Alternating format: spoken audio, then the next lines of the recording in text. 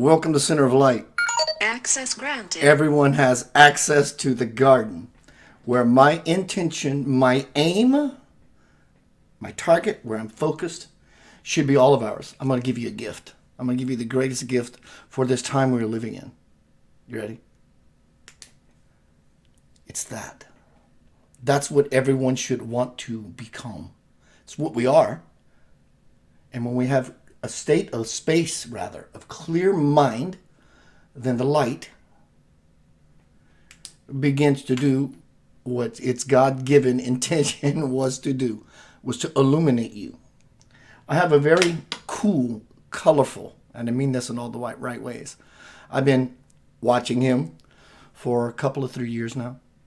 I really enjoy his energy. He's a bang. He's a hell of a bang. Heaven of a bang. Whatever word you choose. Center of Light Radio. I'm coming back.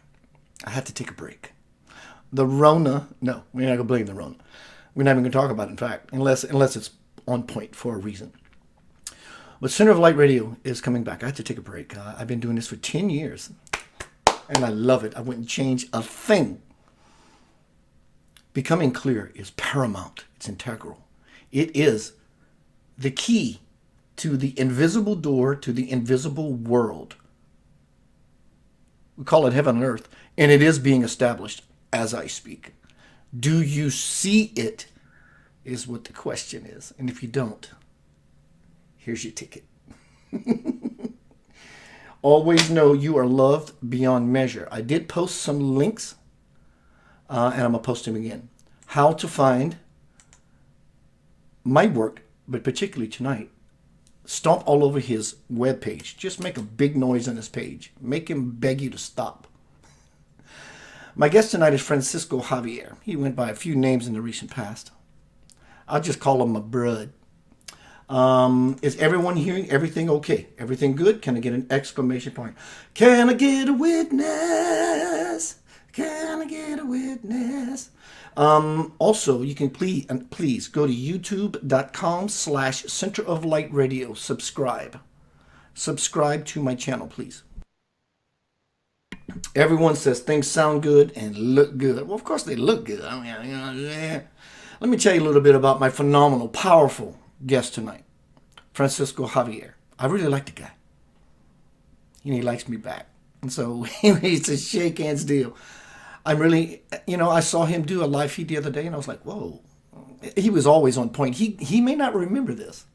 He gave me a reading just about a year ago, maybe a little less. I was in one of his forums, and he said, pick a number all the way up to 10. And a couple of people beat me to it, and they were saying 7 and 6 and 4 and 3. And I said, 0.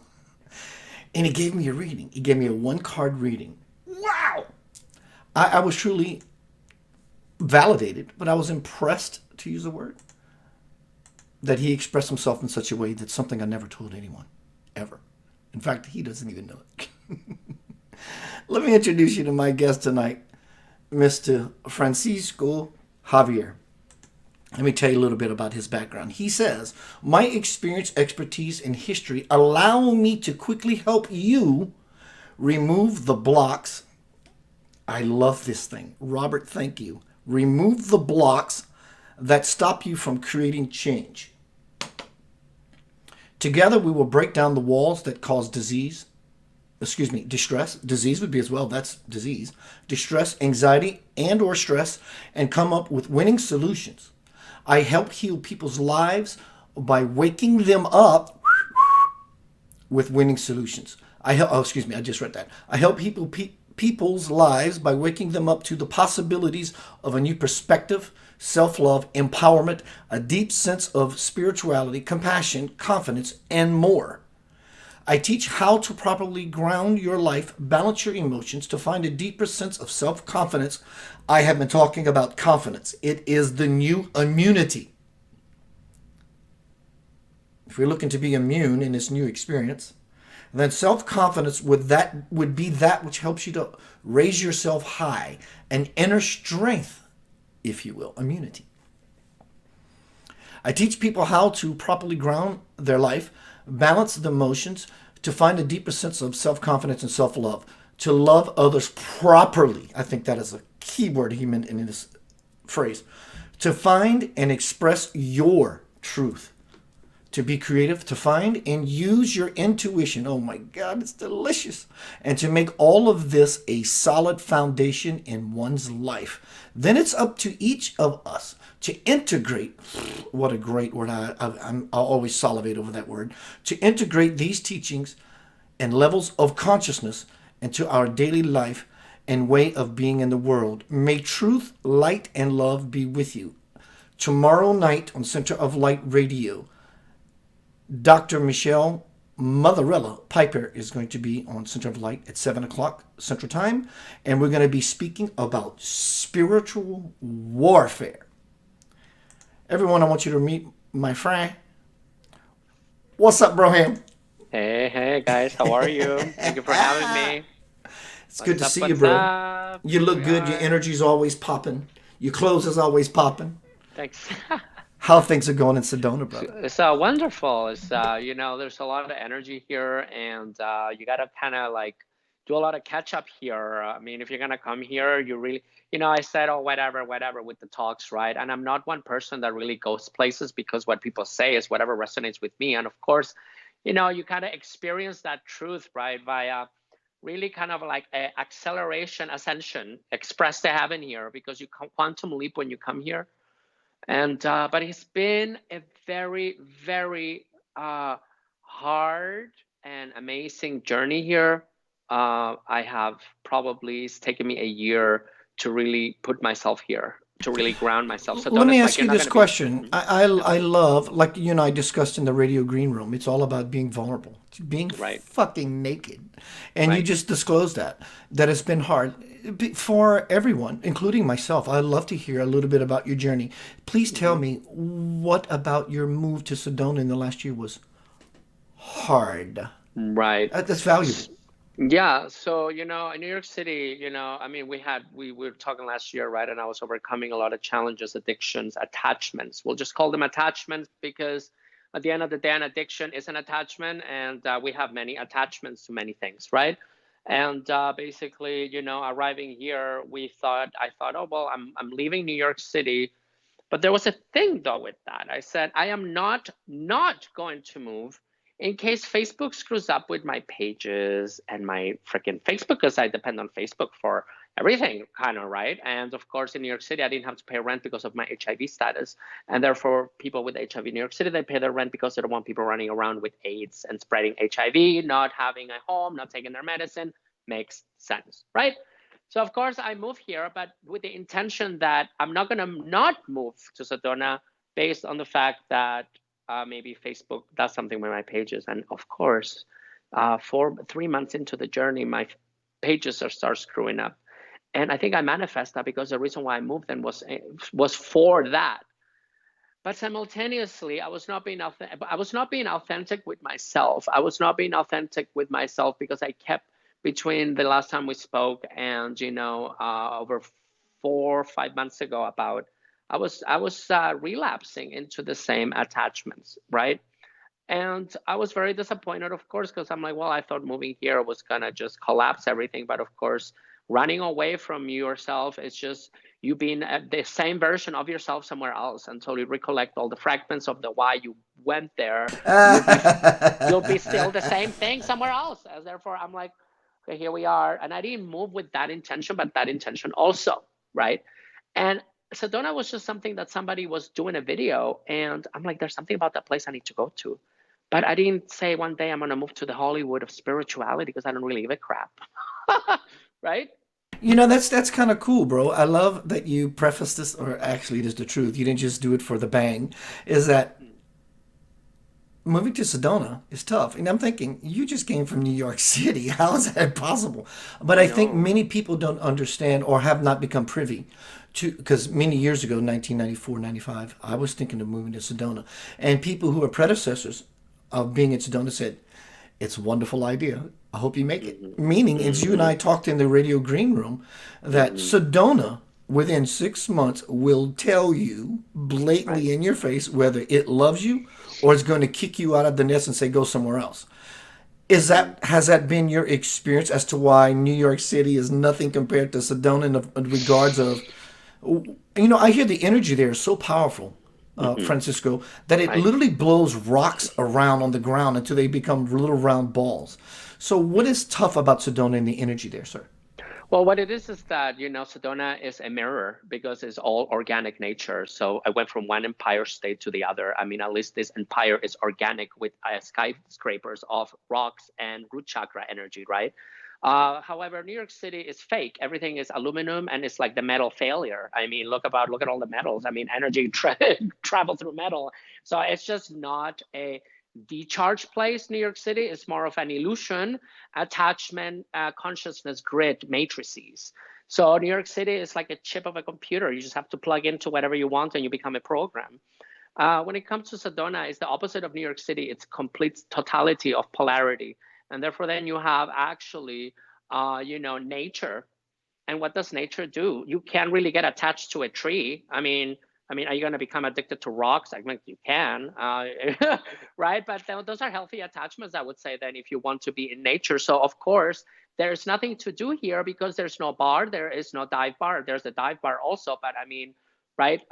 There is less distraction, less noise, and more within time. And therefore, what Sedona does is that the opposite of you is being shown, which is you without nothing outside of yourself, versus New York City, where you could just run out of your house, take the ARC train to Manhattan, and just have a drink and ignore your issues at home, right? I mean, here you could go across the street and look at a tree, or you could go by home and get real. You know what? That actually sounds, and I said I wouldn't talk about this unless it had a point. It actually sounds like the Rona. There's no Right, bar. You by right. your, in other words, we are in a make do Sedona, Arizona, and for you, it's times two. Right. So I mean, with this run, I think came. I'm like, oh, this is wonderful. I mean, I have no issue with this because I've been here anyways, my house all day. So I have no issue being without some reason. But we're seeing people's true colors come out right now because of the contrast of reality that is everyone is being brought back home. And now the wise people do things. The wise are coming out, and therefore maybe that's not why you should have done that because now you don't want to deal with the responsibility that bears, right? So we have a lot of this mirror in Sedona. And yes, I would agree. I think that people, it's so high energy here that people are operating at a lower frequency within their matrices. And therefore, of course, the contrast is too great for them to feel good here because it's all just nature. So there is no distractions. And distractions are very easy for us to run to and therefore ignore the elephant in the room. Right? So it's kind of very easy to do that. But here now you can't really run from here. How old are you, bro? I'm 35. What prompted you to go to Sedona? Was it a dream, just an inclination, or So a someone friend said, of "Hey, you should go"? What happened? a friend of mine, which no friend anymore because people get so easily triggered nowadays. Uh, right? That she was doing a video from Mitchell Bridge, which is a suicide bridge. People come to Sedona with the hope that they go to heaven, and when the victim savior template does not fulfill, that's when they go to Mitchell and they jump off. They think that there's a portal down there, and people just commit suicide because Jesus didn't come save them, or the spaceship didn't come and beam them up to higher realms, right? So people come here, of course, with the wrong expectation. And it's not just the light workers, it's anyone. Mitchell Bridge is known for suicides because it dives down thousands of feet into a creek. I mean, we're up in the mountains here, so you just jump and you're out.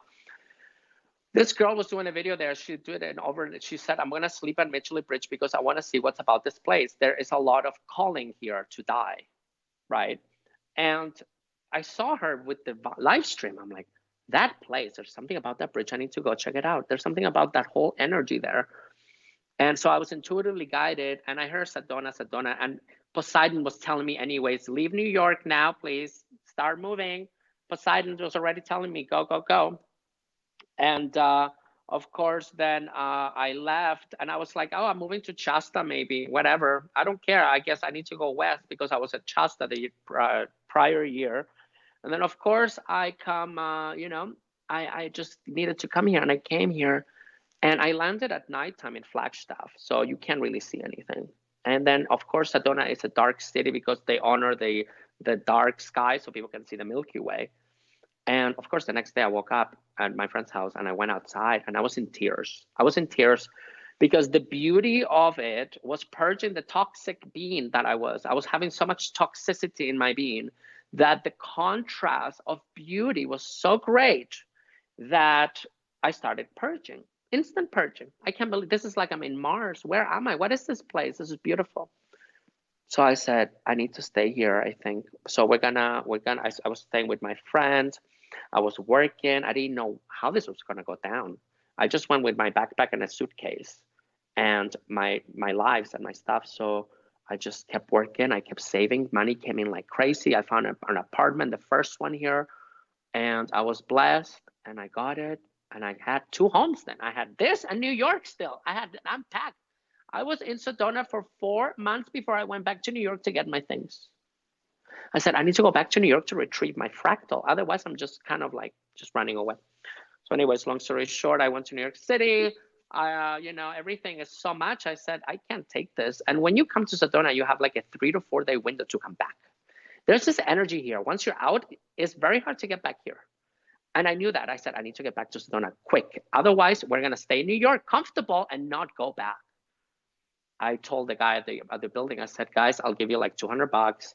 I'm just taking my crystals, my cards, my copper pyramid, and I leave you guys money. Can you guys just throw it out? I'm collapsing my whole life now. I don't want this carpet. I don't want this couch. I don't want to see that knickknack. I don't care because this is all karma that I'm not willing to bring here. Of course, I move into a 3-bedroom condo. It's empty, and it's just me and my suitcase now. And of course, I'm live, and I just tell people, Are you there alone? Are you there alone, my brother? Alone. And my friend, of Wow, course, Alex helped me though. She was like a stepping stone. She gave me a bedroom for a month, but then I found my own place, right? dude, I want to acknowledge you, and I'll let you continue because when I went to India in 2000, the holy man came to me in a dream and said, "Come to India." And I said, "How will I get there?" He said, "Don't worry about it. 2 weeks later, I get a round trip, first class ticket, and I go to India." So all that, yeah, right. And so all that being said, I know what it was like for 2 weeks for me to go. Okay, I've never done this. He said, "Come." He's going to pay for it. He's going to take care of the ticket. And I went. And I thought it was beautiful. And I had all trust to go for 2 weeks to another world. But you, alone, like I did, I went 2 weeks. You braved the mountain even further. You made a serious life choice to say, goodbye, Big Apple. Goodbye, city life. Green Acres is my life. And so you jetted. And you're there by yourself. And you found a greater capacity of yourself. How are you touching other people? Meaning becoming a part of a community. I understand all that's happening, but or are you just seriously focused on just being you in this beautiful paradise called Sedona? Right. So I'm just, I'm being myself now. I really don't have a plan. I have a plan also. My plan is on my subconscious, and I'm not concerned of how this plan will unfold because my subconscious is my higher self, and I'm just allowing for me to be. I'm really not have any plans. I just know I'm expanding and it's happening, ing, and therefore anything else is an insecurity, not trusting myself, shame and guilt, doubt, all this stuff that really destroys our creation powers, right? We got to trust what we're doing is working. Otherwise, we're kind of fried. I mean, if you can't trust yourself, and people can't trust themselves, right? And I totally get it, but there's nothing else. If you can't trust yourself, there's nothing else. Nothing will save your ass. Nothing. Because then we seek things to attach ourselves to do the trusting for us. Can you please trust for me? Am I doing the right thing? Trust for me. Oh, nobody can trust for you, but you trusting you, right? And people do that. Can you do the trust? So that's when we go into relationships because I need to hide behind muscle man, six-pack Joe. Great. But he's not going to trust for you. And therefore, that's why you don't trust yourself, right? You know, so Francisco, in my recent presentations, I've used this, you know me, I'm a nut like you. And people like nuts. I like peanuts. I like walnuts. But my point is, when I did my last presentations, we can liken what you just said to what's the Carrie Underwood song, Jesus Take the Wheel. And we're driving from Florida to Seattle. Jesus is like, dear Lord, I'm tired of driving. Somebody else drive for a while. He's done. He's going to go take a nap in the back seat. So it's time that we step up to the game, to the plate, and take what, we have to every once in a while take a pop on the chin. Right, right, right. And that's the thing. I mean, we're way too hard on ourselves. I mean, first of all, this whole thing, battle against good and evil, when the Bible is talking about the lamb, they're talking about innocence. The children will be innocent and they'll be judged based on innocence, meaning that you judge yourself.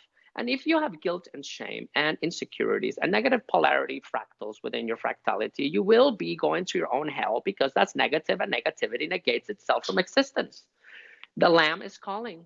The lamb is calling, and the lamb has called. And people are being warned. And we're saying here, innocence, return to innocence. And until we return to innocence, we will not be in harmony because we are seeking, we are judging the other half of the yang, and we are shaming the yang, the negative, the innocent.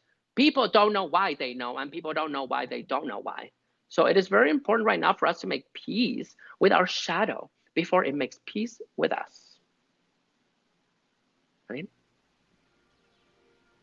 And therefore, we need to just be aware of this stuff because there's so much guilt and shame out there for people being innocent. It's innocent to seek attention if you have abandonment issues. It's not bad, it's necessary.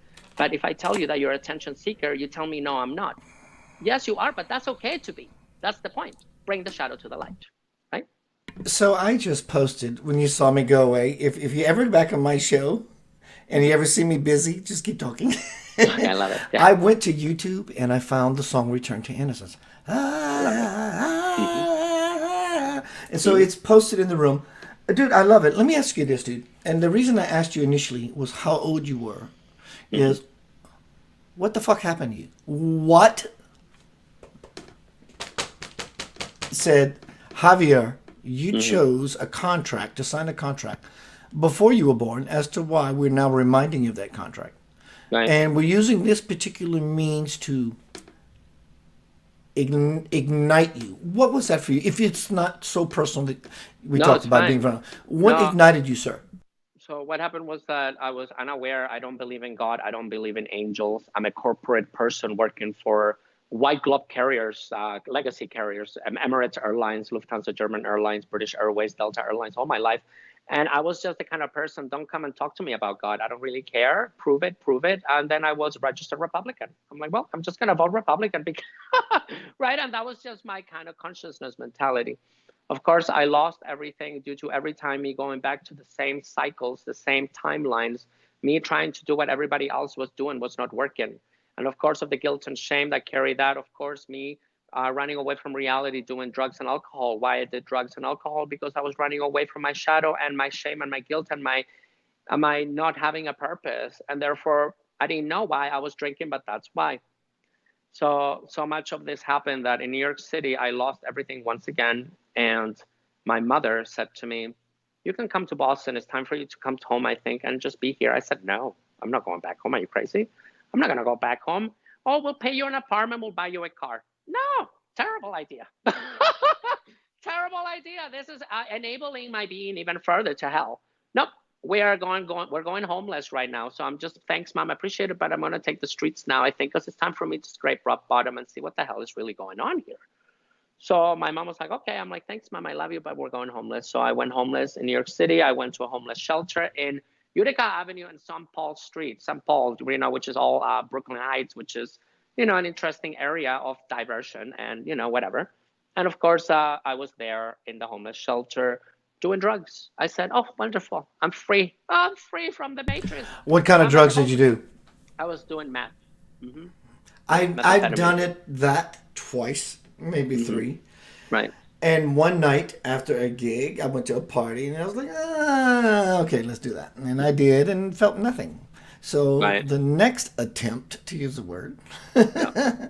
That's when it I happened. felt because I thought to myself, because I'd done it 3 times in one night and had a little bit of something, I decided to get a little more robust and did 7. Right. Did Right. not sleep for 48 hours. And I said, Yeah. Keith Blanchard doesn't believe per se in a devil. But if one did Right. exist, it looks That's it. exactly like that. Like that. I agree. Yeah. This drug is very Yeah. negatively polarized. Yeah. It Yeah. makes you have no boundaries. And it just, I mean, for me, it's not good. But then Michael showed up in his full glory of light at the homeless shelter when I was hitting the pipe, actually. And I'm like, okay. And all of a sudden, this hologram appeared, and it's not in the physical, but it's everywhere and nowhere. So wherever I looked, there was this hologram, and it's just a face talking to me, saying, because I said to myself, I said, okay, Francisco, we need to just make peace with this, I think. And it's okay that I'm homeless, I'm HIV positive, and I'm a meth addict. And that is okay, I said. That's fine. No issue. I'm not doing this intentionally. And I'm doing this intentionally. I don't know why I'm doing this, because I'm not intentionally drinking a bottle of bleach, right? So I said, there must be a reason. I don't know why. And immediately after that, okay, hello. I'm like, what? And it's like, okay, you came here because you're here to help humanity evolve. You suffer so much because these were the lessons you took in order for you to experience and be more empathic with humans generally. And furthermore, you're here, a third of heaven incarnated, and you were one of those. And here we are. So please, I ask you to please stop saying the word stupid, he said. Because I said, that's stupid. That's stupid. That was the thing I used to say all the time. Stop saying the word stupid. Don't ever judge anybody doing this because maybe this fulfills them in some way. And thank you and goodbye. Yeah, I totally agree, bro. That's why people do what you and I or others might call. That's just so stupid. It's not necessary. Well, like, I can't speak for Francisco, but he did say it himself, including myself. Right. It's why we did those things we did, to realize that this is not fulfilling at all. And, Right. and so everybody does what they do. Good, bad, in, out, up, down, pro, con. It's all nonsense. They do what they do because everyone, Deepak Chopra once said, a world that is addicted is a good will indeed, because everyone is searching for something that will fill the hole that they feel inside. It is a step in the right direction. Right. And we got to violate our own identity. This is why no shame, no guilt in people making mistakes. We got to stop shaming people because you're looking at a version of yourself outside of yourself that's doing something that would or would not do that. Therefore, that causes guilt. So if I were to do something, you would say, shame on me. No, that's not my shame. That's your shame, because that's you looking at me, and that's what makes you feel within you. But I have no shame in doing this, so you need to go heal. Whatever. This is called the projection, projecting negatively polarized aspects onto other people. That's not help. Condemning people, that's not help either. And furthermore, projecting positively polarized fractals are also something that we need to stop and have a look at, because I know you're going to be okay, but other people won't. So maybe this is not for you. I'm going to be okay. Well, I'm not. This is not about you. Stop making this about yourself, and let's talk about other people then. I know you're going to be fine, but are you aware that you're projecting that among the masses now? We're going to be okay. No, not really. And it's okay that we're not fine. Because in order to be fine, we have to not be fine first. It's the universal law of I opposites. absolutely love that, bro. Bro, I love that. You said You that. know, Most people say we're going to be okay. That's a denial. And then you say, well, no, we're not going to be okay, because spiritual bypassing. Exactly. And in the understanding that we're not going to be okay. We're not going to sit back and let the Rona or the this or the that or whatever it is just to govern our lives. I think it's the most beautiful thing that's happening, because that very misery that we claim that we're in is the most beautiful thing that is happening to our divine mother. She gets to breathe again. The fish are coming back. The skies are coming back. So, like you said, instead of projecting on the other people a judgment, don't forget who you were recently. Right. Because people are get easily triggered by people's shadow because they haven't seen their own. I mean, talk about my shadows. You're not going to stand mine, but have a look at your shadows before you go judging somebody else's dirty laundry, because that's why you're running away from those people, because you haven't made peace with your own demons, shadow or yang, right? Because we need both. But making peace with the shadow is primordial at this time. If we don't make peace with the shadow, we're not making peace with ourselves. And if I don't make peace within, forget without. Forget without. I had this beautiful guest on Central of Light Radio many years ago. She's local Memphis, but now she's on a mission to prove Prince was murdered. All that being said, let's get out of negativity. I didn't mean that negative. She's on a beautiful mission. But she said the way to God is not the light. You've been lied to. And so everybody said, whoa, what does that mean? Mm. I'm thinking that God is the light. No, no, no, not in this case. The aspects of your life that are already lumen, God has seated himself itself within us already. So when we move to the dark, then when we expand through it, then the aspects of our life that have no joy, God simply becomes present. So we're not trying to find God through the light because it's already present. We're trying to find the aspects of ourselves, like you said, that are not healed, projecting on other people, sticking our nose in their business because we don't want to look at ourselves. And so basically the point is, has said that if you want to truly become illumined, look at the parts of you that are not. Right? Totality. Totality is the available polarity in the local experience of existence. And we become very one-sided issue when we only look at the light. Oh, no, no, no demons here, no yang. Well, actually, yang also, because that's harmony, yin and yang. Without that, and notice the yin and the yang symbol, the polarity, the inversions. The black has white, and the white has black in it. So this is a 0-point portal, 0-point template that allows us to remain in a neutral point. Biased perspectives are polarized stance perspectives, one-sided issue, and they're very biased because if she said it, it's fine, but now she said it, it's not. But it's the same information. So this is bias, and bias is out. A neutral point perspective is in. You can be as the 0-point template. The 0-point template is me template. I can't blame somebody else for me being. So duality templates are out, and 0-point templates are in now. And you're right. I think that we have to make peace with the demon. People are looking at demons. Oh, the shadow, that person is full of demons. Well, of course they are. Have you seen yours lately, though? This is when you make peace with yours. You won't, other people's demons won't bother you, other shadows or negative aspects. But because you can't stand that aspect with that person, you can't stand it within you because you're running away from your own aspect that that person is embracing. So who needs healing? It's you. Everyone, Keith Anthony Blanchard, is Center of Light Radio. Tonight, my guest is the sexy human soul we know as Francisco Thanks for watching that Javier. one. Yeah, exactly. Everyone, if you are here on Facebook or YouTube, either way, find me, subscribe, hang out with me. I'm all about some redonkulous fun tomorrow night on Center of Light Radio. I'm going to have Dr. Michelle Piper Motherella, and we're going to be talking about spiritual warfare.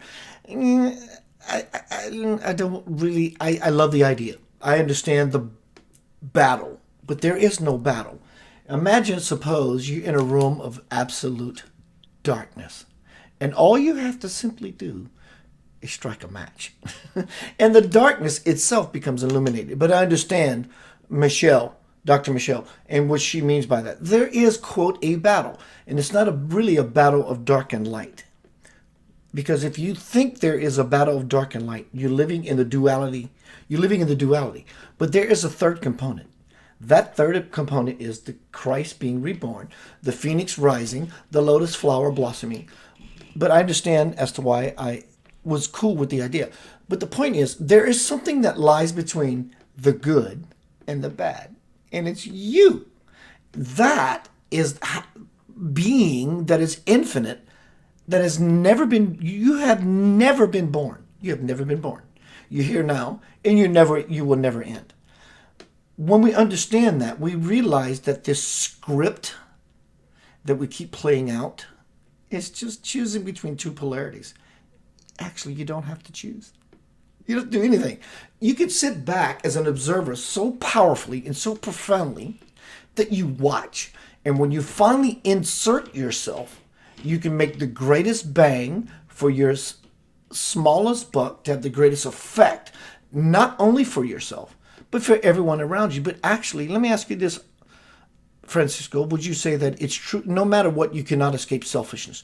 You cannot escape selfishness because even in my unselfishness, in somewhat regard, I'm being selfish. But tonight we are speaking about gratitude. Mm-hmm. I have learned, my friend, that in simply allowing myself to be selfish through what I call selflessness, mm-hmm. I'm truly filling myself up with a reservoir that I have no choice but to spill it out to other people in a state of grace of absolute gratitude. Does it feel somewhat like that for you, my friend? Right. So there's, see, there we go again. You made peace with the fact that being selfish is neither good or bad, it's necessary. There you go. You transcend the aspect and you are grateful and you have innocence in the endeavor of surviving, which is no shame in being selfish, right? But there's so much guilt and shame in people being selfish because shame on you for being selfish. Well, of course. I mean, is it all service to self frequency with another service polarity? Well, am I going to be selfish like greed and I'm not going to share my knowledge and I'm going to use you as a battery? Well, that is a negatively polarized fractal. However, I need to serve me to serve you, but I'm going to tell you everything I'm doing, maybe not everything, because some things are meant to be secret. And I've learned that through my journey where I'm talking too much. And Yeah, that's the sacred. angels are That's like, sacred stuff. Yeah. quiet. Otherwise, we have no defenses, no boundaries. So they're telling me what to say, what not to say anymore, because I used to give it all away. And they're like, no. So, yes, selfishness is, I think we have to transcend the word selfish. Selfish, it has a negative connotation, like the word ignorance and judgment. And I think we need to just kind of make peace with this word selfish. It's necessary. I think people have guilt for choosing themselves because they feel guilty for service to them and they love everyone, but they don't love themselves. I think a lot of the issues we have here is that people have a hard time receiving love. And that's something I'm going through right now. Allowing to receive love, because then you get triggered. It's too lovey, it's too pushy, it's too beautiful. Go away. And that's because of the innocence it carries, like the lamb. When I was in the United Kingdom in Stonehenge, I saw a lamb, a baby lamb. And instantly I started crying again because it's so innocent. It's so cute that you just want to, you're so toxic, you just want to say, oh, you're so pretty. Okay, there we go. Okay, I feel better now. You see, the toxicity we carry within the negative polarity What was energy. that in your hand, sir? Oh, this is a black Thank you. obsidian. Yeah, this is my grounding tool. Right? So that's what happens, right? When we see something too cute because it's so innocent and we need that. So the trigger is the inversion of the aspect needed, meaning that if I get triggered by somebody that's seeking attention, maybe you need to seek attention also because you are triggered by their ability to have no guilt in the endeavor of being found or being themselves, and therefore people get jealous and they project the shame they feel, because if they did that, they will feel that. And maybe that's what they need to do. They need to be more uncomfortable in their endeavor, in their journey, right? Again, I asked this question earlier, but you didn't really Okay. give me Yeah. all of it. Sorry. No, no, no. My I go question, my again. Yeah. question is, I asked you this earlier. What happened to you? You didn't give me enough because Right. the Francisco I'm hearing now Mm-hmm. is so far beyond the definition you gave me. Mm-hmm. Did you when you Hold on. said when you brought Michael into the equation? Mm-hmm. Do you think you were just told of something, or do you think that you actually begin to integrate Right. this level of divine wisdom to where he didn't just tell me something? He There's some activated it. aspect of something in me that is constantly present. Is that what happened to you, or you just basically read a couple of cool books that says, I understand the jargon and the lingo, but I don't think that. I think you truly integrated something. What would Right. that be for you, sir? So when that happened, I integrated that everything I know is true, and that my imagination is not, uh, it's not, it's not, it's not a disconnect from the whole, and that everything I know is incorrect and correct, right? So I trusted myself that I said to myself, it's mission time. This makes sense. And everything that has happened to me through my childhood, trying to control the winds and the waters, was something I always did as a child. I would summon the wind and the waters and the waves. I would play with rocks, and I would always know why people did things, but I would just kind of be the awkward child in the classroom because there was always an issue with me and people don't know what it was. And I think that I just said, this makes sense. This is what I'm supposed to be doing. And the universe was preparing me way before that, because working at the airport takes character. It takes you to be somebody to say no to people, and some people lose their minds. And it's very similar to what's going on right now. So it's like, I knew that I had to just hire myself. And the journey at that moment started me speaking my truth. And of course, many got triggered by my truth as usual, because that's what happens when you start speaking. And then clarity started forming in those distorted beliefs that I have at the beginning. When me and you did that video, for example, a year ago, I was very distorted, you know.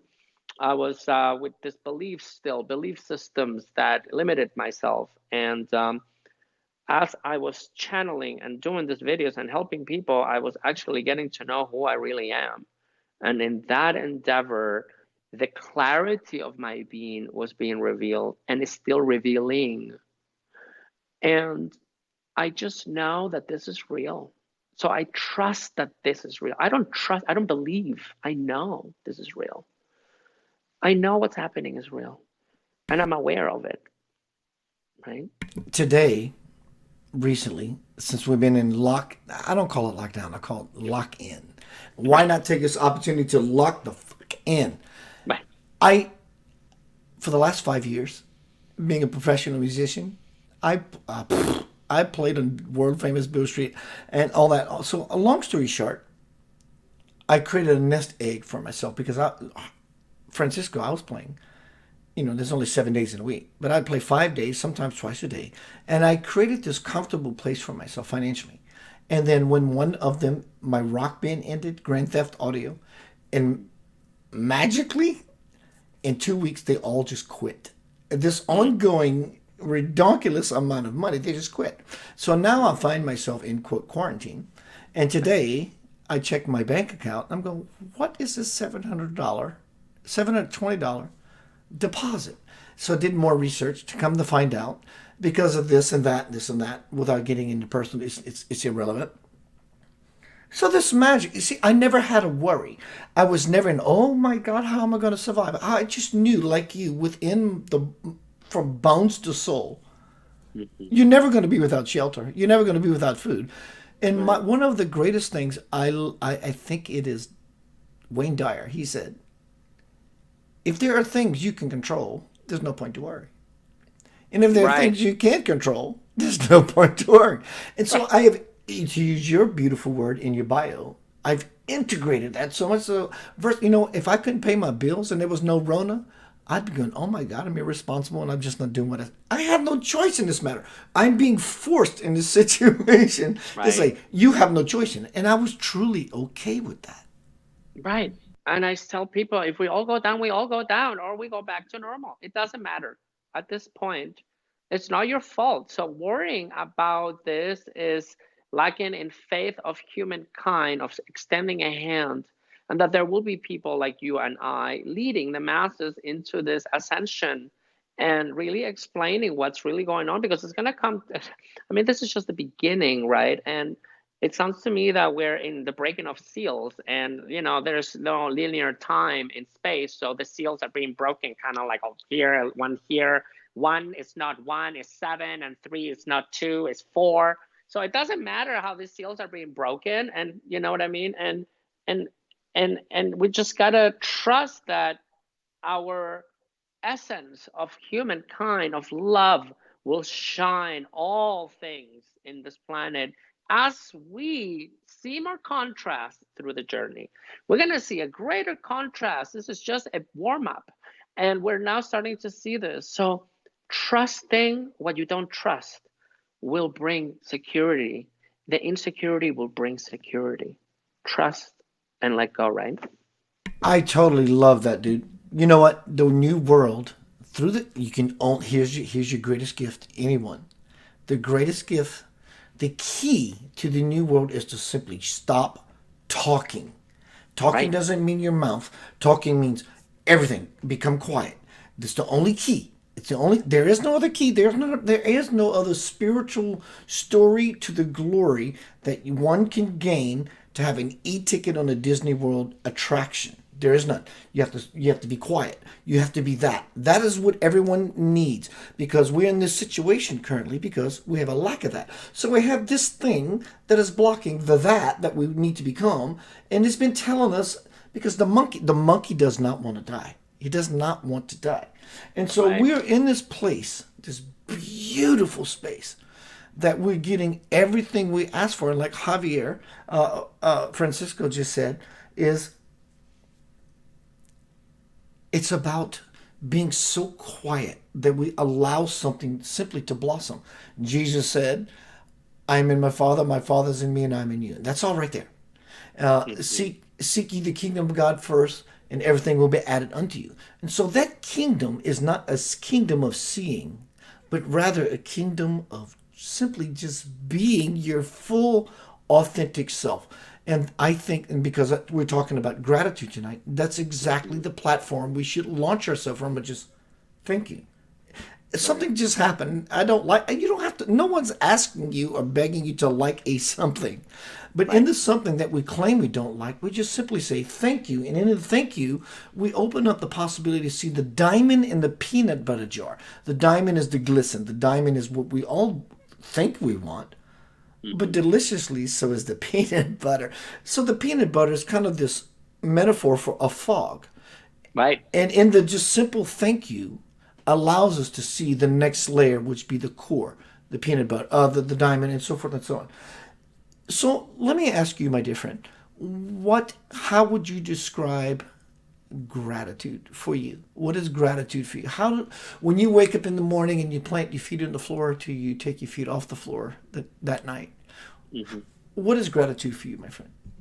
So I see gratitude really as a portal. It's like a portal to back to okay, nothing is missing. We have everything. Everything else is illusionary, and the victim savior template, which doesn't serve. So when I'm grateful, I am humble.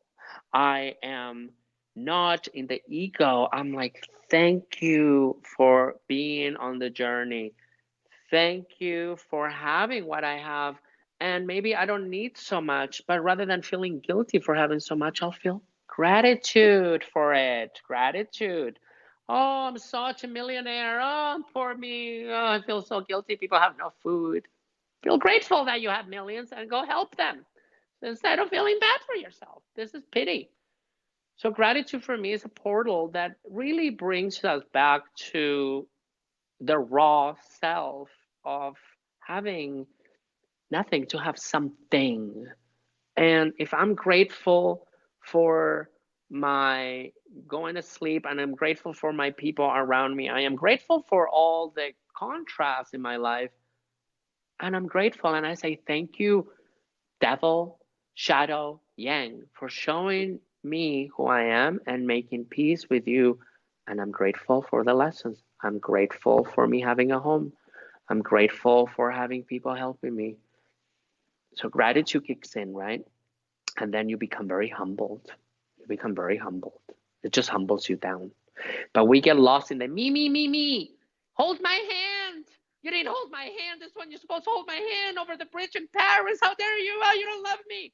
So we're making this about ourselves then, rather than being grateful that you have someone in your life in Paris. But because he didn't hold your hand, of course, now he doesn't love you. So we're making this about ourselves. We're making this about what is lacking, not what is there already. And if we remember what we have, there is no issue. My bro, that is just fucking powerful. And that is the human dynamic. And when we get real with ourselves, as you just did, and when I own up in front of all of you in this moment right here, right now, and any of us, when we say, oh my God, I want this to be about, of course you want it to be about you. You are worthy and you deserve it to be all about you. But when we lose true sight of it being about me at the expense of someone else, it Right. changes the game freaking entirely. So in other words, I don't have to like that this person in my life left. I don't have to like that I like my job that I love so much.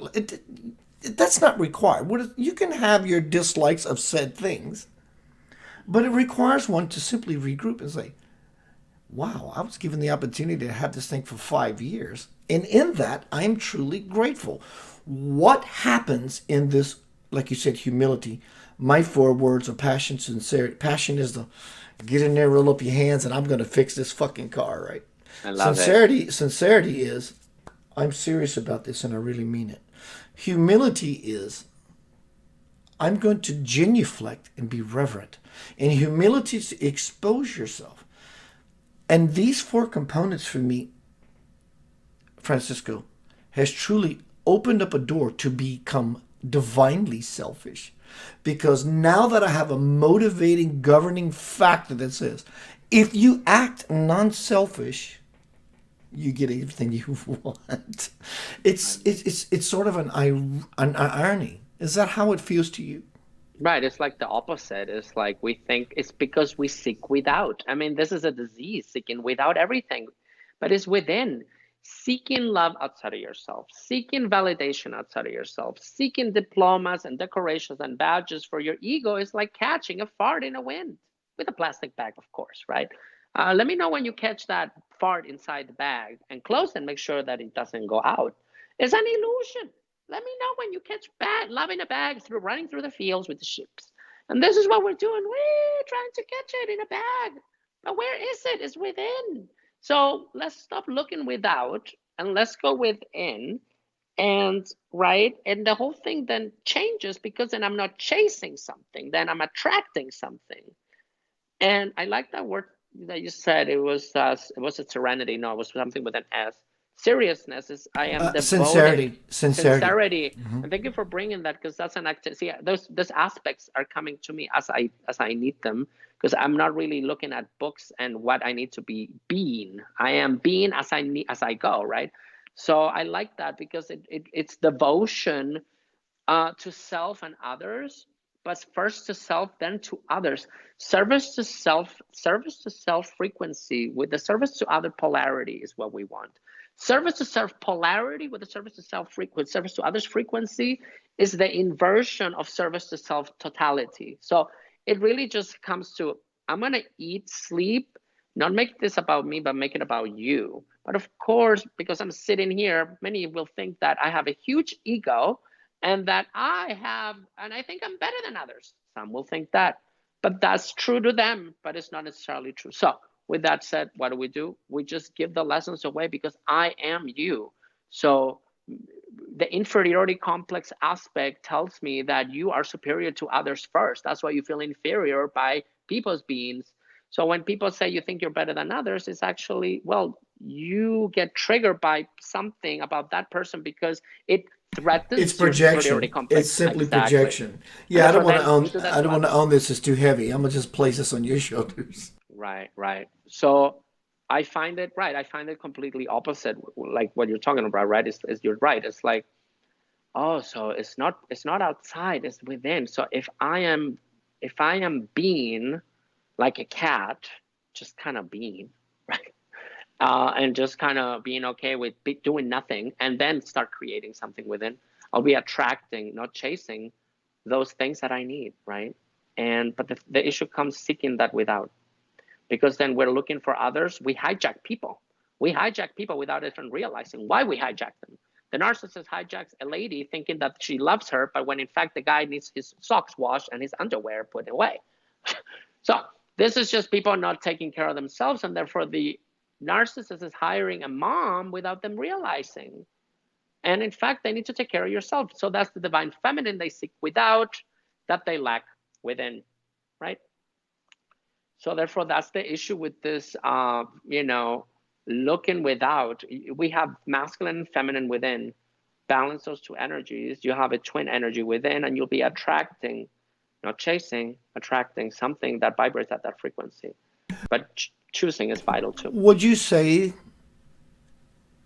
Do you agree with that? We as a people we look for the parent that we're seeking this we when we in seeking relationship that we look for the parent that we feel we needed the most. In other words, if a person has not enough mom in their life, they bring Mm-hmm. mom into their life, which could be a beautiful thing because you love your beautiful mother. But if your Mm-hmm. mother gave you a lack of what you thought you needed in the Mm-hmm. relationship that you've created for yourself, you find yourself back into a relationship with pseudo mother not getting what you wanted early on. Right, Would that be true right, for you? right. And then the expectation is not met. and the person doesn't even know why they're angry at the person that didn't give them what subconsciously they were seeking, which they're not conscious of. So it really a spider's web here, because people don't know why they do things. People don't know why. So we could talk about Bill Gates being evil now, for example, and we could say that he doesn't know why he's doing this, but he's not intentionally doing it, but intentionally also, meaning that he thinks he's helping, but no one is hurting anyone. That's the victim savior template, which is very disempowering. They are aware of what they're doing, but they don't know why they're doing it. Like, I'm aware of being kind. I don't know why. Well, because of the story of this angel and this light worker and incarnations. Well, there it is. Same thing applies to them. They don't know why they are doing fear-based control things, because they have Maybe attachments. because maybe it's because they were designed that way to come here Exactly. to say you're being used as a pawn. So everyone Exactly. has a soul contract. Keith's going to go Exactly. down there and create sin of light. Francisco's going to go down there and create be kind, loving, and spiritual. And John Doe's going to go be a gardener. Right. And so Bill Gates is beautiful. Mm-hmm. Possibility is I'm going to play this agent that's going to come down here and be the agent of change to help you all realize no one really wants a vaccination. Right. And so we can cuss, slap, hope to have him die of the Rona, all That's his that. purpose. But That's his purpose. and in his agenda of vaccination, but yet I'm using a Microsoft product right now to have this conversation with you. And so before you start throwing stones at glass houses and Joel Osteen and those of the like, Right. there is no lack in the universe. When people, Javier, I don't know why I call you Javier, because of a mutual friend. But when people start throwing stones at these houses, they don't realize that there's no lack in the universe. Let's pick on Joe. No, actually, let's praise Joel Osteen. He's got this freaking multi-gazillion dollar fortune. There is no lack in the universe. Just because he found a formula for him and his family to say, I'm erecting this temple so that if you need me to come to me on Sunday just to say, I'm going to support you in being a better human, you can't judge the guy for that. Right. So Right. there is no lack. So Bill Gates, if you use a Microsoft product, you need to keep your mouth closed.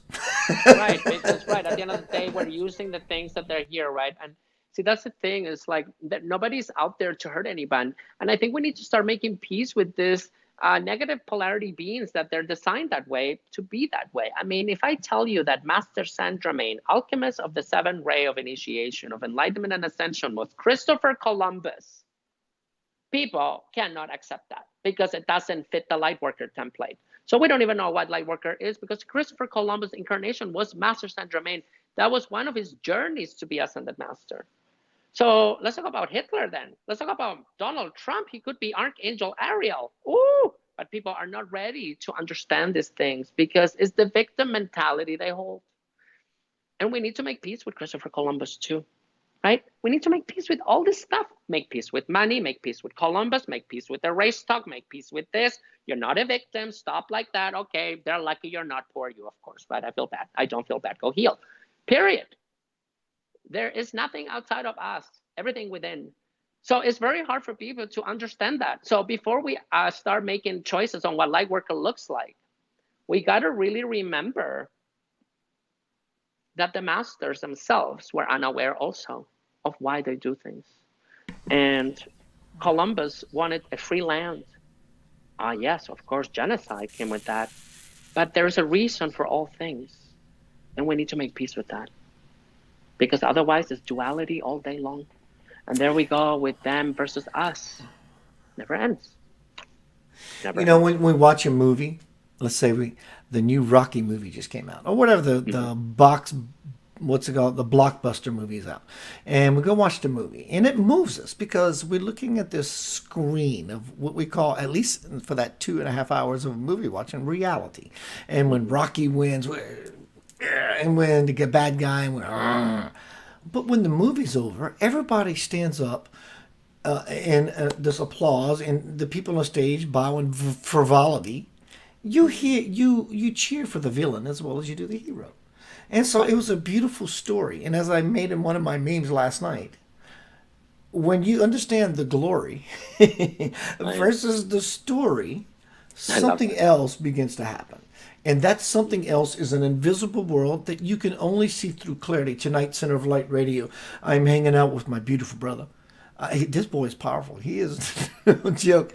Francisco Javier. And tonight we're speaking about gratitude. Then we haven't really pegged in on the word gratitude. Everything we're talking about is not a mindset. We're beyond mindset. That world is dead. Take your fingers off of it, let it go. Because a new thing in you wants to be resurrected. And in order for that rebirth to happen, that old world has to die. It's not coming back. My condolences to you. It ain't coming back. You may have glimpses as you get to watch the final movie of your loved ones passing. Your loved one, the old world, your old mother. It's done. It's done. Lavender Soul song break, and come back. Hang out for another maybe 25, 30 minutes, if that's okay with my bro. Let's see. Time for a change. Lavender Soul, my spiritual band. We write albums comprised of members of the Memphis Symphony Orchestra. Though we are locked in, not locked down, we're on postpone. But I just had a wonderful financial turn of events. Thank you, dear Lord.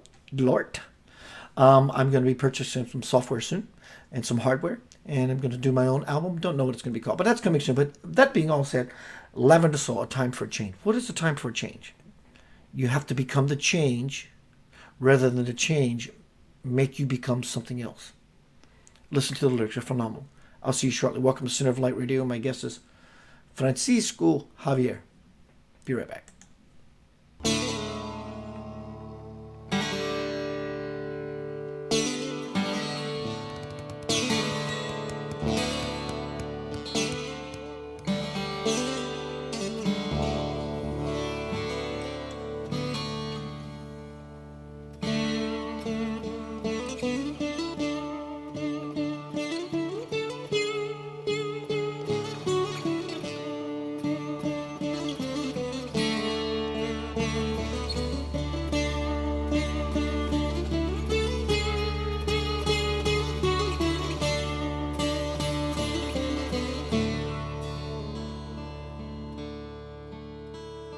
Surely as the rain may fall, I wonder why.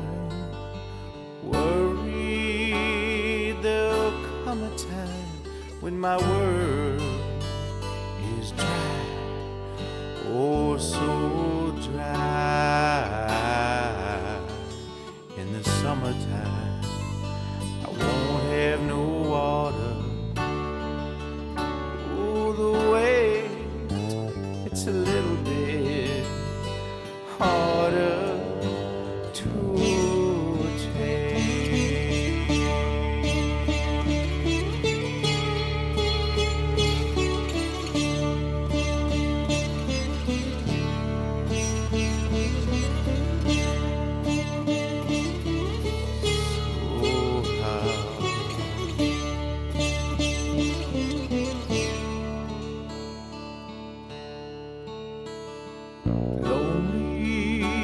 As I contemplate a billion stars, leaving my hands to fate, that's all I've got, all I've got. In the summertime I won't have no water. It's a little bit harder to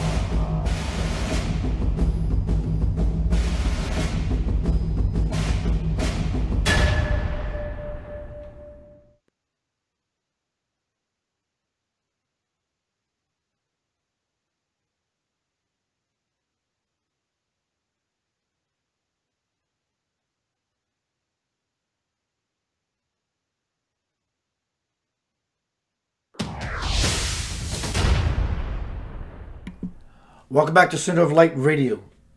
Trust me when I tell you, and I'm sure my beautiful, handsome, spanking young man would agree. This is what we all want to become. Yeah. So why do I want to become that? The reason you want to become that, because this is what you are at your essence. Oh dear Lord. You didn't just start this kind of redonkulous trouble, did you? 22. Whoa! Right, 2020. There we go. So what this means is this is your salvation. Jesus is not saying your salvation, though Jesus is, because Jesus is that, and he's saying, "Follow me." So the point of all this is this equals liberation. It represents everything of God that is important, that could possibly mean everything. Clarity, spherical, from the core outward. It is absolute clarity. That is the ticket to the new world. Check it out. Isn't that freaking beautiful? So this is truly not only, though it is a particle of what we'd call God, a manifestation of all that is beautiful, pure, clear. In and of itself, it is God. What is anything that's beautiful cannot be separated from that which is ultimately beautiful. Mm-hmm. So that being beauty and beautiful, I am now clicking and posting in this forum something beautiful, which is my work, links to my pages, my creations, my bestseller, my YouTube channel. Please subscribe. Javier, I keep calling you Javier. I don't know. Maybe that's who you are to me, bro. Please forgive me if that.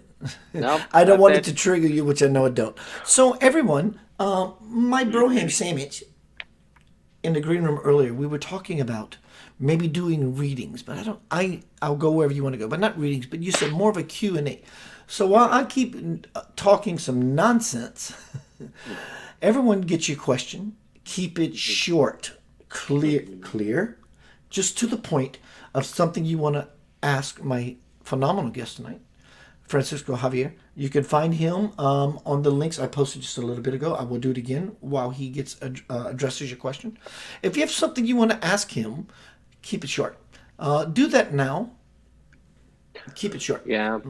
Keith, it's funny if I may add, it's Please. just wonderful that you bring this. Oh, my light went down. Hold on.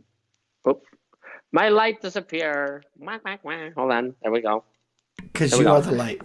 It's funny you talk about the sphere, because I got this download and we all forgot about sacred geometry sphere. We all love triangle, pyramids, lines, all this stuff because it's very masculine energy. Masculine energy is north, south, east, west. And this is feminine energy. You could call this a sphere. This is sacred geometry. And we forget to integrate sacred geometry sphere into our patterns of geometry. And sphere is very powerful sacred geometry because it touches all sides of space, right? And of course a pyramid would too, right? But when this spins, then it just throws energy all over, like Pluto retrograde yesterday. Pluto retrograde, right? So thank you for talking about the sphere, because that is something we forgot about sacred geometry. Masculine is north-south and feminine is circular. And we need this circular motion to kind of nurture the masculine north-south. But if it's all lines, it's very not nurturing also, right? I love that. I love that you put the duality into a balance. So I would love to expound on that, my friend, and create a new dialogue, a new direction. It's great to be a master of duality, but who is this master of this masculine and feminine? And something else begins to happen. We can call it the Holy Spirit. We can call it the birth of the Christ, the phoenix rising, the blossoming of the lotus flower. So beyond just these two things, the masculine and the feminine, there is something else. And to me, that would be the androgynous creator, the one that is fragmented itself from the apex of the pyramid of life all the way down, and then we have the pyramid that is inverted, and they interlap. We call it the Star of David, which creates the pinnacle. The pinnacle would be a good word, even though it's not a pinnacle. It's a pinnacle of heaven and earth.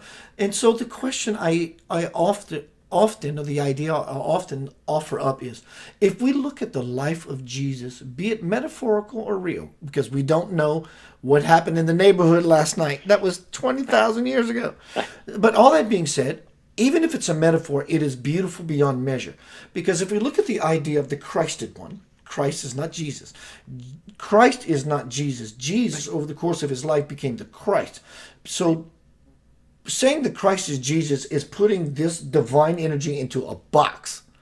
So the Jesus became that which is connected to the all. So in this Christ level of being, there is not a duality. There is this space of complete wholeness. Would you say that's the door that's open for all of us right now? In other words, it's Right. time to become the it. Right. Right. So you're right. The Christ consciousness is the difference between seeing green and I am green. The 144,000 gigahertz frequency is the difference between I am or I see myself outside of myself, right? It's like the Christ consciousness is being the nerve versus seeing the nerve. It's being that within all things, right? And it's a universal consciousness. So you're right. Jesus was just, I'm Christ, you're Christ. We're all Christ. We're all anointed. Christ means Christos, and Christos is actually a Greek word or Greek from word. anointed, right? Anointed. That's right. That's Right? right. Anointed, Christos. I mean, this is what this means. And we got lost with the Christ as Jesus, but Jesus is not the only Christ. We're all So, Christ. so the word Christos, if it's from Greek, it existed before Mhm. Jesus ever came around. Oh yeah, So because I mean, you have the Elohims, the council of the Elohims back then with the Greek gods, right? You have Kronos and Rhea and that's right. Poseidon, Athena. So you already have the Elohims already here. So I like to call that the Alpha Omega divine polarity, the beginning and the end of all things. The beginning, the Alpha and the Omega divine polarity is the master consciousness that holds the totality of all things. So the fractal is the fractality of the alpha omega divine polarity. That is delicious. I want to pose a question to you Sure. from my audience. But what Oh, is sure. delicious about what you said is in the beginning was the Word was with God, and the Word was God. Okay. So we also know that or heard or in doctrine that God is the beginning and the end. So if you have God as the beginning, which is a dot, Mm-hmm. you have God, which is the Alpha and the Omega, which is another dot. So you Mm-hmm. have God here and God here. What if you draw a line between the 2 points? What does that make everything in the middle? And Mm-hmm. somehow we got lost in the conundrum, not out of blame, not out of shame, out of game and blaming anybody else. We got Out of lost in the conundrum. innocence. Out I'm of sorry, innocence. out of innocence. That's right. Exactly right. Innocence. Because we don't know better until we do. Everyone. To we do. From the chat room, my friend, my broham sandwich, Link Newman says, Francisco, do you have any pets? Which is a phenomenal question. I don't have pets, and the reason why is because I kept having them and they kept escaping. And I feel that I had a little bird, and this little bird was just a messenger, a little Sunny Canora parrot in New York, and I had a parrot. I had cats, but I'm traveling. I'm going here. I'm going there, and I feel like having pets right now for me, if I'm alone and single, is kind of it's just it's a diversion more for me more. But yeah, animals are important because they're souls, right? So I agree. I would love to have animals. I mean, eventually I want to have a cat. Call it yin and I yang, love whatever. cats. I love cats. From the chat room. So I'm getting the feeling that people are going to start turning over, just to let you know, my bro, some ideas or questions. So we may have a few to get to. I'm good for another, how long are you good for? Another 15, Oh, 20 minutes maybe? yeah, I'm You good. good? Yeah, let's Good. go. Yeah. From the chat room, Kim Belladini said, how do you think our souls get into our bodies once we've been conceived? Okay. At what point? Okay. So it depends. It depends to each individual when you're ready to pack your bags from heaven and go live your life. I mean, the soul lounge is very anxious for a body, and here comes the angel who wants a body. Ah, me. And everyone is eager to live the non-contrast reality, which is very boring, very boring up there. We're very, very bored up there. So then, of course, we have guys. We have when the soul comes, is when the soul is ready. There are many people called conscious walk-ins, and conscious walk-ins are people that become conscious of their reality when they are in the experience.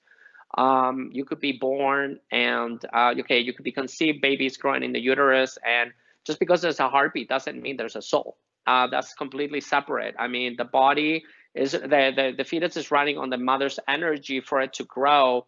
And in that endeavor, then you could say that the soul will come in. Babies are sleeping a lot because they're in and out, back and forth. They sleep all day because they're getting their assignments ready from the higher realms. So, hey, I had seizures and epilepsy when I was a young child because I was anchoring my soul in my body and it was too much.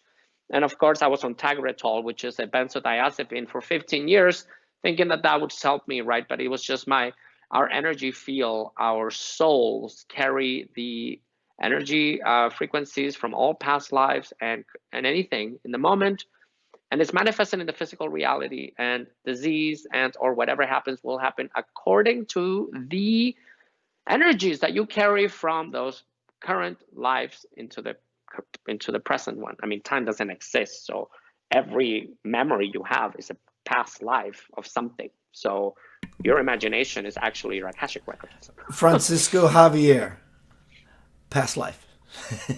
I Go. love it. Remember? Go. Yeah. Oh, no, I'm asking you. Francisco Javier, past life. Yeah. Go. If you want to Yeah. share. Oh, at least one that feels appropriate to you. For One that me, feels for me, concrete. okay, so I've been there's a lot of things going around with Atlantis right now, and one past life that is coming to me is Atlantis. I was left behind by my parents, Poseidon, Athena, and they just left me there, and I was very upset, and I'm healing that because I am angry because my parents left me and I don't care what was going on. I'm making peace with that. And these downloads are coming from Atlantis and they're very, very painful. Atlantis was not a good time for me. I know that because that's where my abandonment issue happened. I know and I have a feeling that my last life, perhaps one that I remember, was Atlantis. I mean, of course, there's many between, and time is non-linear and nothing is linear. So of course I'm born into a family kind of with the same aspects, right? My dad and my mom, kind of whatever. And I remember being 6, telling my parents, "Am I adopted?" My mom is like, "What the hell are you talking about?" I'm like, "This doesn't seem right. Am I in the wrong planet? I think I'm adopted." And they were like in awe. I'm like, "Oh well, I'm sorry. I don't really feel like you're my parents." You people are all negative, yelling and screaming here. This is a very negative environment. But oh well. And I'm Atlantis, Neptune, and Athena, and I'm making peace with them, and I love them, but I'm kind of angry, but I'm making peace with that. I want to say hi to my friend Bo, soul brother. Hey Bo, what's happening in down Hi, under? Bo. How are you, Bo James? I love you, Love it. brother. Love I yeah, know. that's Bo. Yeah, love me some Yep. Bo. Christina says, what do we embody in heaven? I'm gonna give it a stab. What we embody in heaven. What don't you embody in heaven? You know, you're the embodiment of heaven itself. If not, you could simply not exist. Your turn, brother. Go. Right, right. So it's called. I like this is totality, and the totality contradicts itself because it's books from the Tahoe. It talks about that, right? And it's like, okay, it has to be one before the other, and the other one before the other one. So yeah, what we embody in heaven is nothing because that's everything. So that means that you are at your total being of consciousness, and that's what you embody. You embody more lessons as you go through the process. I mean, even archangels are choosing to ascend because we are moving through the process. Elohims also, right? Fairies and all these elementals, they're all choosing to learn things because we get bored. We really do. We go to lower heavens to like for a challenge because there's not a lot of contrast up there. Deepak Chopra says a saint has a past, a sinner has a future. I love that. From the chat room, bro, we're going to keep this rolling for a little bit. Yeah. So from the chat room, let's see. The next question that came forth through is, how do we confirm our past lives? I will give you a stab. I give a stab at this, and then I'm gonna turn it over to the master. How do we confirm our past lives? I will give you an absolute truth that I know that is the absolute truth. Now it may change for you, but I'll give you my nugget. I'll share my sandwich with you. I love it.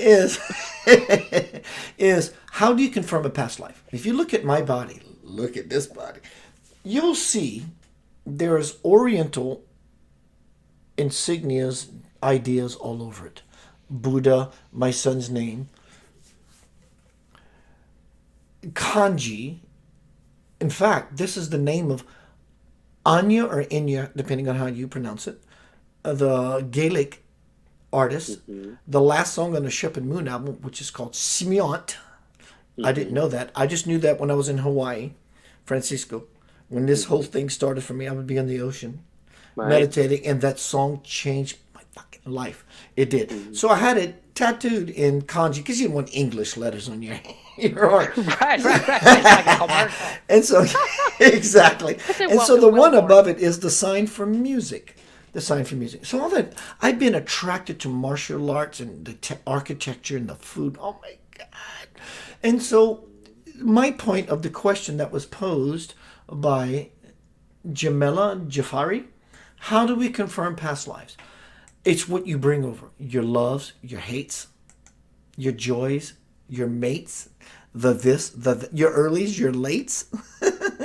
It's a reminder. So to own up to what I asked you, what was a past life for you? When I was in Hawaii in 1992, I got paid to play music in Hawaii for 2 months. And so we made our way toward this particular day, towards the Arizona Memorial, which was the battleship that sunk. Oh my God! When I looked into the water and saw the oil come up, the bass player, who happens to be the bass player for the band Starship, I had to go sit down and lean against the wall. He goes, "Dude, you okay?" I said, "I'm not sure." He said, "What's up? What's happening?" I saw a past life memory of me being a kamikaze. As to why this came so back to me, I had to literally sit on my derriere and grab some air. Wow. Right. There you go. So how would you suggest someone validates to themselves the question my friend posed, which is, how do we confirm our past lives? Well, I think that we have to pay attention to how many times things come to us. Like fire freaks me out. I'm terrified. I feel like I am like, did I leave the oven on? Oh my God, the candle. Am I gonna burn my house? And it's like I have this fear of just my house. I'm gonna come back and it's gonna be on fire. And I'm like, stop thinking that, Francisco. You're gonna manifest it. Now, it came so many times. And I'm like, this must have been a past life thing that I die in a fire or I started arsony. Who knows? So maybe this is, I wish not for nothing to burn around here, right? But the contracts we make are the contracts we make, right? So fire is one of them. Fear of agoraphobia, when you're afraid of tall objects or being too vulnerable in open space, is an indication of a past life. It's something that has nothing to do with the current reality. And this fear and trigger comes out of nowhere. This is when we have to go within and say, okay, this must be a past life thing. And there's nothing to do, guys. It's just to observe. It's just look at what's being shown you and you just kind of, oh, wow, okay, wonderful.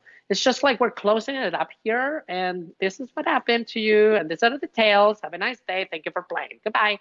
And it's just, right? We're just closing up the universe. We're going home.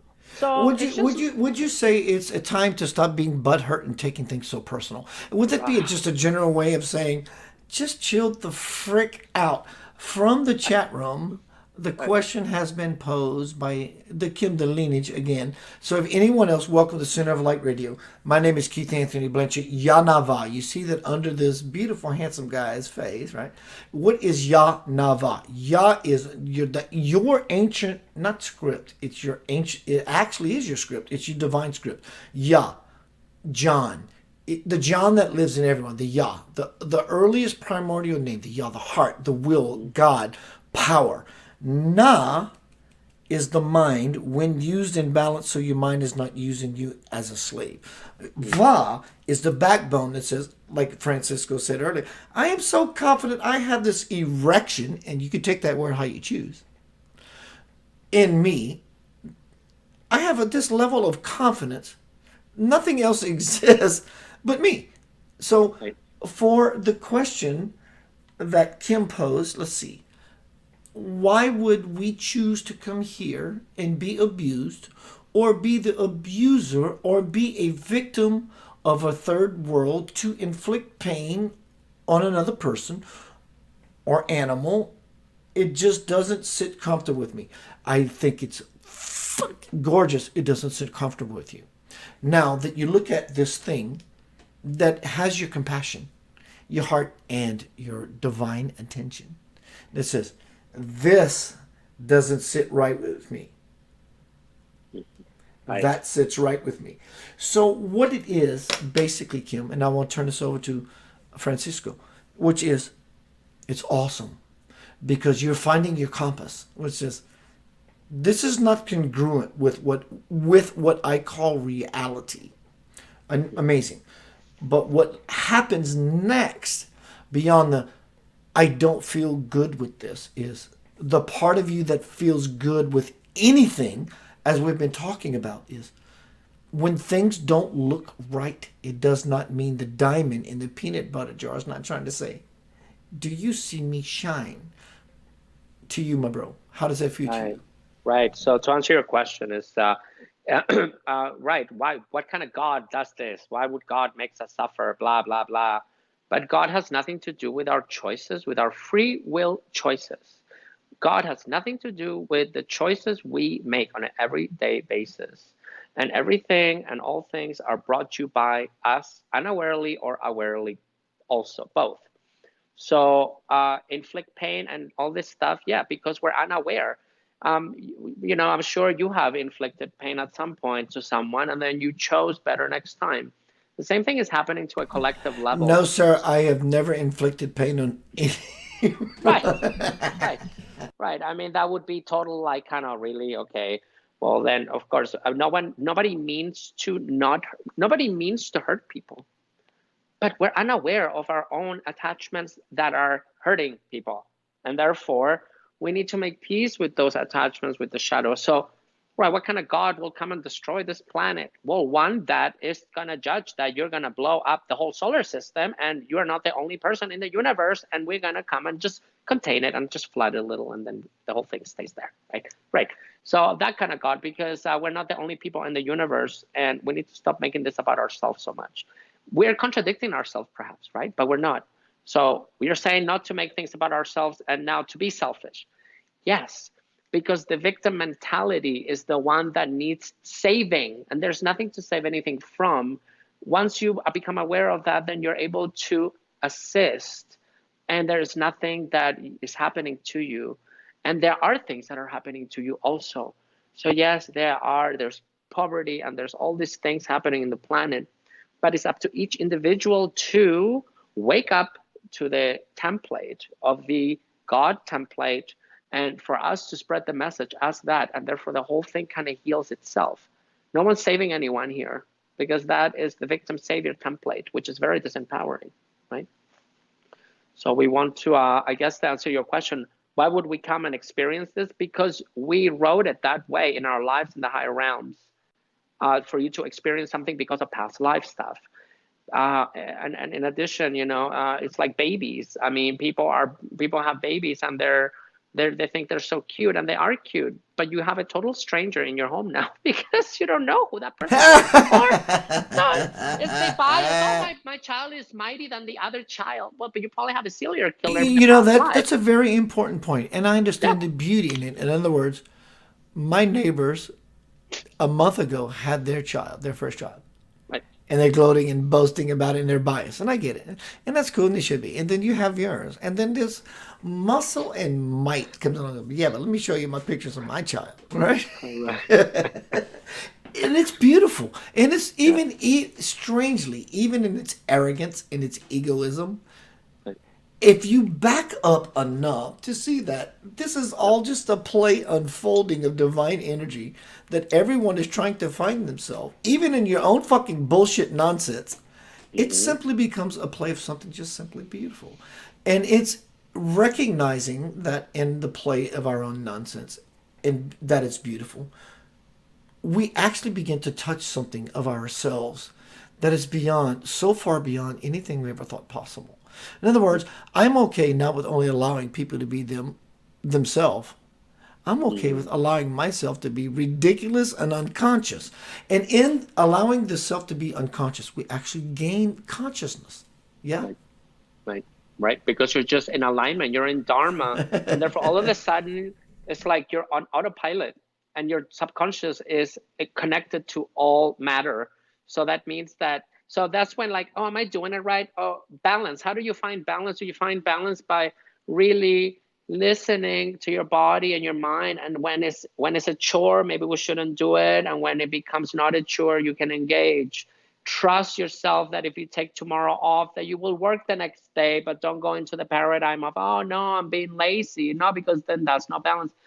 So all of a sudden you're just kind of in this law, the universal law of rhythm, right? The rhythm law, right? Once you're in that rhythm with the universal law of rhythm, you are just dancing with everything, and you're in harmony. In totality, that's when the Starbucks is ready, your green lights are on, and the coffee and the driver, boop boop, open close, ding ding, Parking, everything just happens. parking space at Christmas. Right? It's like a sync. It's like you're in alignment, and everything is yes, because the universe never says no. So it's just the So victim if the set. universe never says no, the only no's we get are reflections of our own ideas about how we think about ourselves. Well, the notes we get from the universe is the opposite. So the universe will always show us the opposite of what we're trying to manifest. In order for me to go to the supermarket, I have to not go first to find my way to the supermarket. In order for me to be rich, I'm going to be very poor to find my way to wealth. In order for me to be in love with someone, the universe is going to show me the opposite of loving someone, which is loving me. To find that, I needed to love myself. So the opposite. If there's no contrast, there's no choice. There's no choice. There's no And path. so that really goes back to the point of what you incited and I echoed about Bill Gates. You have nothing important to say if you're using a Microsoft product. So we can say Bill Gates is this evil demon. And if you're playing in this world, guess what? He is a freaking evil demon. But yeah, But if in the you want victim, to right, transcend this nonsense and get into right, the garden gate, the God gate, I'll call it, right. he's actually a savior in some strange freaking way to Of say, because course. it took me to look like this squirrely guy with glasses to say, I'm going to do all these things so you can rebel and rise up as a world. Because the Right. movie you watched last night on Netflix that had villains and victors, Mm-hmm. when it was over, you just talked to your loved ones. Oh my God, that was a phenomenal movie. You didn't get Mm-hmm. pissed off at who the actor. Right. It's the same Right. idea. Yeah. Right. It's just making peace with this. And of course, people don't know why they do things. Nobody's hurting anyone intentionally and unintentionally also, meaning that we hurt people without us being aware. The same thing is happening. This is called unintended consequences of not making peace with the shadows of humanity itself. And of course, you have manipulation of negative polarized entities that have free will to violate yours. So that's it. It's just All right, I'm keeping going it to chipping. interrupt you on purpose. Most of my guests don't realize. I think you do. I interrupt because I love extracting information. When me being me, you being you, we just constantly outpour. And then for me, watching you in your light, you said something that I know my audience go, I need some more than information because that's what they want. So that's why I interrupt. Mm-hmm. So when you say these entities, Mm-hmm. let's just play in the garden of, let's call a spade a spade. Let's call it what it is. What do you think is happening in the dynamic of the duality? We're Mm-hmm. here trying to be awesome people.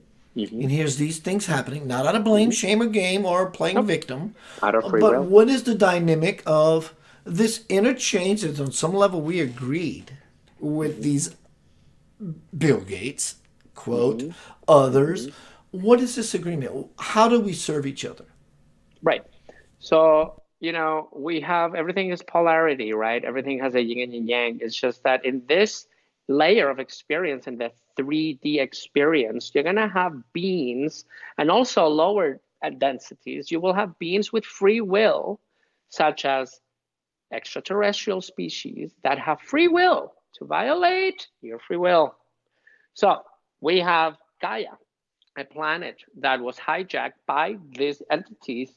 And we didn't choose upon ourselves in the higher realms to say, oh, look at Gaia is in trouble. That's bad. Let's go take that off. Imagine we just take it off without anything. We just took away the lesson for Gaia to know what darkness or negative looks like on her for her to choose next time to do better. So we took a lesson away. So Gaia then said, help me remove this garbage off me because I have had it. I'm ready to go on. And then we came and assisted the endeavor. This is the superiority complex aspect with a negative polarity fractal, creating a negative polarity experience. If I sit here as the almighty shaman and I will decide that what you're doing is bad, well, then I take the lesson away for you to choose something. And therefore, when you ask me, I'll be there. But until then, I'll see you then. And so there are lower vibrational beings that have free will, and they're very limited to, they are designed as yang. We here are in this duality battle between ourselves. This is a fight against the self. So yes, those beings hijacked something because they can. And with that hijacking comes the people being hijacked also. Whatever tears are told by those beings, they will be distributed and programmed because of free will. Now we have a contrast, of course, because the planet is raising vibration. Gaia wants this off. Here we are. I am not here to violate your will because that's a free will violation. And that is why we're here. So I'm singing a song as a choice, as a choice. And if you like the song, tune in and find out that you can sing too. Otherwise, no one's forcing anyone to do anything. And also, something is forcing, because I like to say it's either by will or by force. And the universe will ask you to step up into who you are, or else you will be kind of purged. Because You were speaking about force, you being forced. yeah, Like you said earlier, and I've said recently, there's no virus, there's no 5G out here that's trying to harm you. I can prove it. If you are a believer that God is omnipresent, everywhere, at all places, at all times, there's nothing out there trying to harm you except our own inability to understand what is the truth and buying into the nonsense. So there's nothing out here trying to harm you. So your world, especially now, pre-December 31st, I said on December 31st, tomorrow your life is going to change. There's no going back. Point is, it all simply just turned over in itself like a shift in polarity of the north, the poles, the polarities of the world. It's done.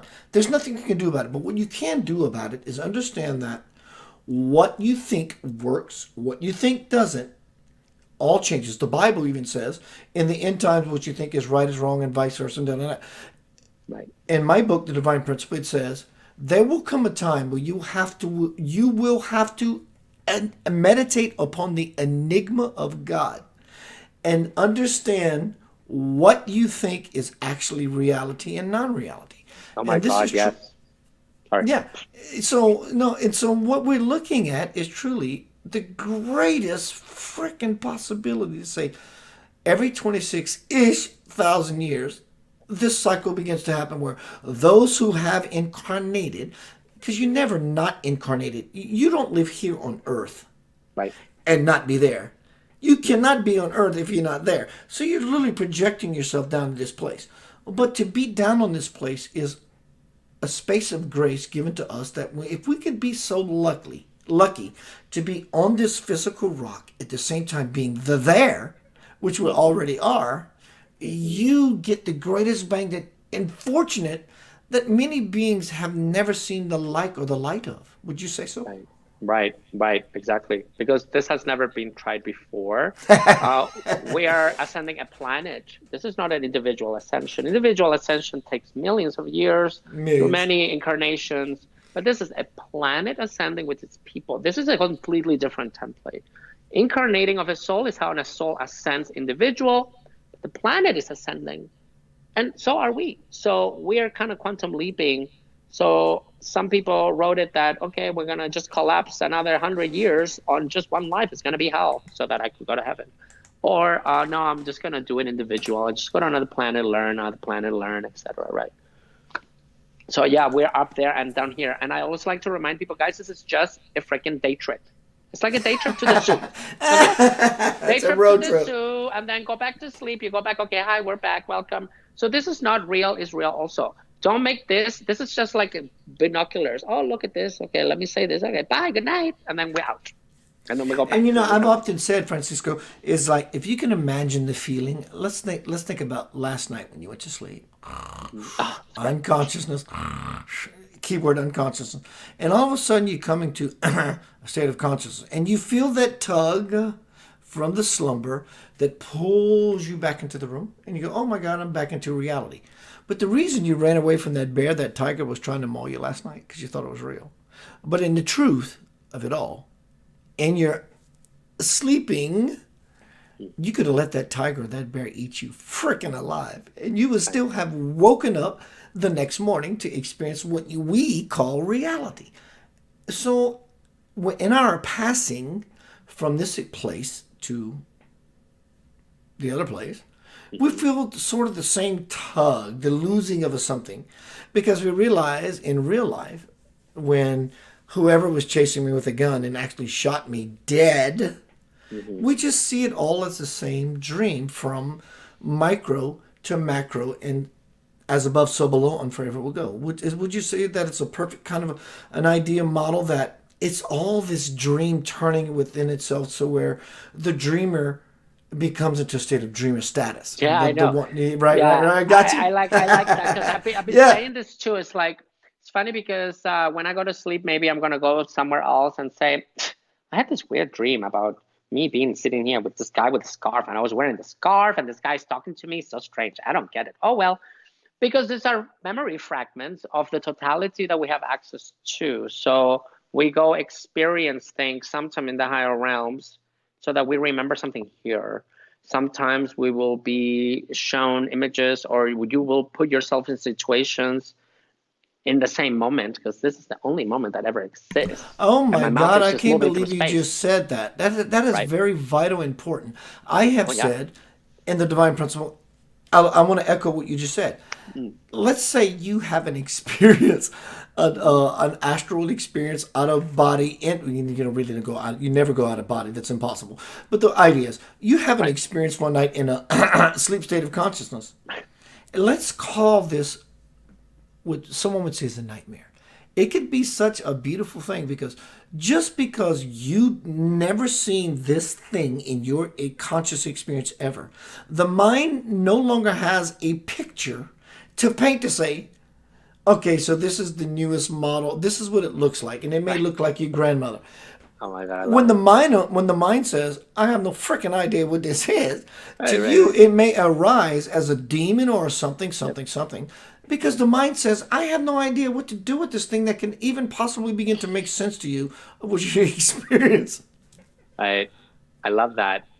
Absolutely. And this is an example I like to share too. It's like I had a dream that I was in a roller coaster in a mall, and the roller coaster was going up and down the whole mall. And I'm like, blah, blah, blah. I'm like, wait a minute. That's not a mall. That's the ocean. I'm swimming. I'm swimming through the rocks, of course. And then the brain, the mind in this dimension doesn't have that experience of swimming under the water. So it transformed it into a roller coaster ride through a mall. Or it could be that too. It could be either way. Dream interpretation is really like the other day I got hit, was being bitten by a dog. And it confirmed that I feel betrayed. And a dog biting you is like, okay, somebody betrayed you, or you feel Yeah, because betrayed. a dog by nature is, quote, loyal. So if a dog bites you, it's betrayal. Yeah, they're betraying you. Yeah. So I'm like, oh, I feel betrayed. And so it's just to be aware of that. Or, people having dreams of people going into bed with them and then say, shh, quiet. And then another guy at the end of the bed saying, more is coming. Indication of child trauma, molestation, and rape, right? We need to pay attention to our dreams that are telling us something. Make peace with those experiences. My brother, we are, believe it or not, in fact, you're so freaking spiritually sexy. I love it. I love your weight. I love your color. I love Like, your, just you. Dude, you're truly on fire. I've always said, how do you recognize a true teacher? Spirituality, doctors who are now stepping up, the real doctors are the new sexy. And how do, also, Keith, I love your idea. How do I find it? because they can't sit still. They cannot sleep at night without implementing that Hippocratic oath. When people are on fire and they have to talk to you and they move and they use hands, I see that, and it's become so magical and powerful. I see that in you. So as we close tonight, thank you. How would you like to exit? What would you like to offer to our listening audience about guys, self-empowerment? yeah, just at this time, I just ask everyone to take responsibility for your triggers and stop blaming somebody else why something. I understand it's very hard because we're in a mushy soup and we're trying to find the letters right on the soup, but we're not victims. At the end of the day, the 0 point template is the God template. We can't put duality on that 0 point template because neutrality doesn't have polarity.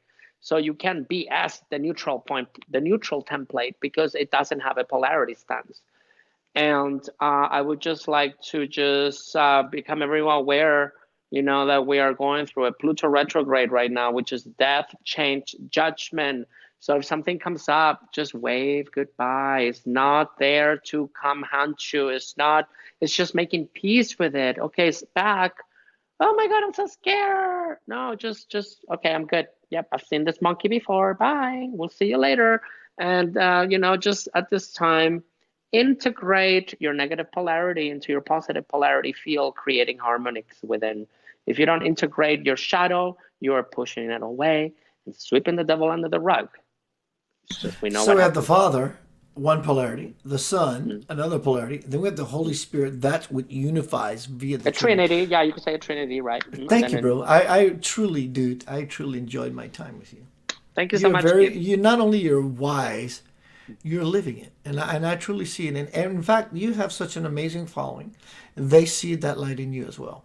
Take that grateful. on the chin, or take it as a pat on the back. It's all up to you. I Gratitude. appreciate you, dude. Thank you, brother. Much love. We'll do it everyone. again soon. Everyone might be a phenomenal guest tonight. Francisco Javier. I've been posting links to his contacts all night. My name is Keith Anthony Blanchard. You can find me at facebook.com/Keith Anthony Blanchard. You can find me on YouTube at youtube.com/Center of Light Radio.